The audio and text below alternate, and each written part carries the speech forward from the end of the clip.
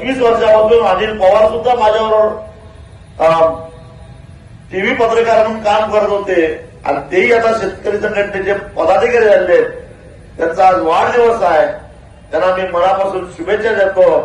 संगतीनं ओलांडला अवघड घाट, संगतीनं ओलांडला अवघड घाट, चुकलो जिथं मी तिथं दाविली तू वाट, तुझ्यामुळं उमगलो मीच मला थेट, सुख दुःख एकामेका